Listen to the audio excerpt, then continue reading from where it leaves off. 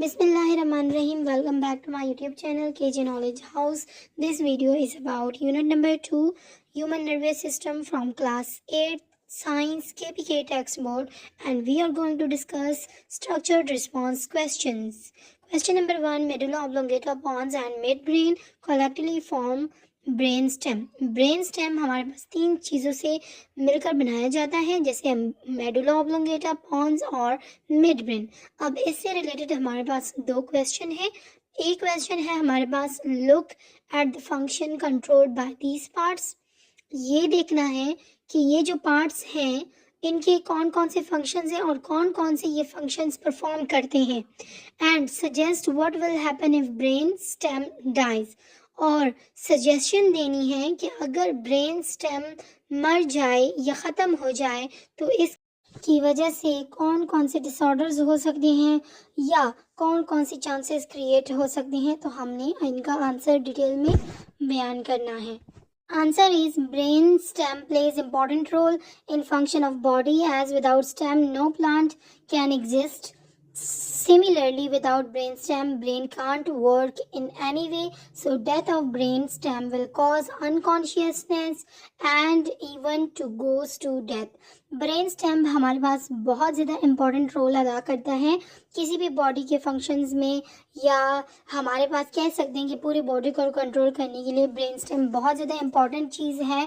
तो जैसे कि प्लांट जो है वो स्टेम के बगैर सर्वाइव नहीं कर सकती, इसी तरह ब्रेन स्टेम के बगैर ब्रेन भी काम नहीं कर सकता। तो अगर ब्रेन स्टेम की डेथ हो जाती है तो इसकी वजह से इंसान अपने होशो हवास में नहीं रहता, और इवन ये भी पॉसिबिलिटी है कि बंदे की डेथ हो जाती है।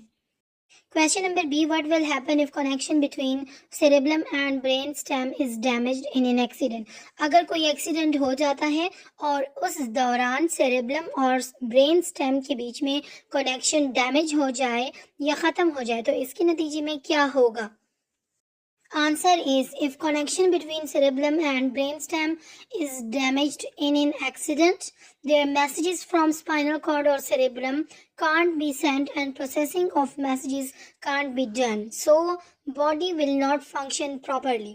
कहते हैं कि अगर हमारे पास कोई एक्सीडेंट हो और उसके दौरान सेरेब्लम और ब्रेन स्टेम के बीच में कनेक्शन डैमेज हो जाए तो इसके नतीजे में स्पाइनल कॉर्ड या सेरेब्रम से कोई भी मैसेजेस ब्रेन तक नहीं जाएंगे या ब्रेन से स्पाइनल कॉर्ड तक कोई भी मैसेजेस नहीं जाएंगे, तो इसके नतीजे में प्रोसेसिंग भी नहीं होगी।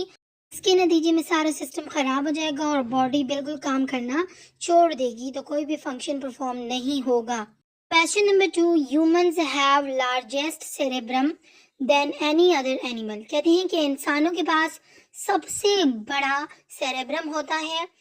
इतना बड़ा सेरेब्रम होता है कि ऐसा सेरेब्रम किसी भी दूसरे एनिमल में नहीं पाया जाता।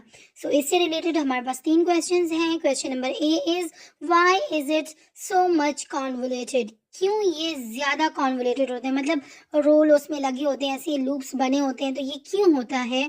क्वेश्चन नंबर ए को सॉल्व करने के लिए हम इसका आंसर डिटेल में देखते हैं। Answer, it is much convoluted because these convolution allow a large surface area of brain to fit inside our skull. तो कहते हैं कि हमारे पास ये कन्वोल्यूशन क्यों होती है, तो इसके नतीजे में हमारा जवाब ये है कि ब्रेन की अगर हम साइज को देख लें और अगर हम उसको फैला के रख दें तो एक कोने से पकड़कर हम उसको दूसरे कोने में लेके जाना चाहते हैं तो ये बहुत लेंथ में बड़ा होता है, लेकिन कॉन्वोल्यूशन के नतीजे में ये बहुत ज़्यादा कंडेंस्ड हो जाता है और स्कल के अंदर आसानी के साथ फिट हो जाता है, तो इसीलिए ये बहुत ज़्यादा कॉन्वोल्यूटेड बनाया गया है। Question number B, give the advantages of having large cerebrum. अब हमने ये बताना है कि ह्यूमन के अंदर अगर लार्जेस्ट सेरेब्रम पाया जाता है तो इसकी कौन कौन से फायदे भी मौजूद हैं। तो आंसर देखते हैं। Answer is, large cerebrum has better cognitive performance and store a lot of information. क्योंकि इंसान को अशरफुल मखलूक़ात भी कहा गया है, तो इंसान के अंदर सबसे बड़ा सेरेब्रम इसी वजह से पाया जाता है क्योंकि उनको बहुत ज़्यादा इंफॉर्मेशन को स्टोर करना होता है, बहुत सोच समझ के फैसले करने होते हैं, तो कॉग्निटिव परफॉर्मेंस को इंक्रीज़ करने के लिए और बहुत सारी इंफॉर्मेशन को स्टोर करने के लिए लार्ज सेरेब्रम बनाया गया है। Question number C, enlist the roles of cerebrum. Cerebrum के रोल्स बताने हैं, उनके फंक्शंस बताने हैं कि कौन कौन से काम सेरेब्रम परफॉर्म करता है। तो चलिए देखते हैं इसका answer. Answer C, cerebrum is the site of conscious memory, intelligence, learning, reasoning, personality, emotion and will। cerebrum हमारे पास एक ऐसा साइट है, एक ऐसा पार्ट है ब्रेन का जो कि सबसे लार्जेस्ट पार्ट भी इनको बोला जाता है, और इसके मल्टीपल फंक्शंस होते हैं, जैसे कि मेमोरी को कंट्रोल करना, intelligence, learning, reasoning. Memory means यादाश्त, कॉन्शियस होशो हवास, इंटेलिजेंस जहानत, लर्निंग याद करने का पावर, इसके अलावा रीजनिंग बहस मुबाहिसा करना, पर्सनालिटी डेवलपमेंट, इमोशंस जज्बात एंड वेल आपके मर्जी के मुताबिक जो काम होते हैं उन सब चीज़ों को कंट्रोल करने के लिए सेरेब्रम रिस्पॉन्सिबल है।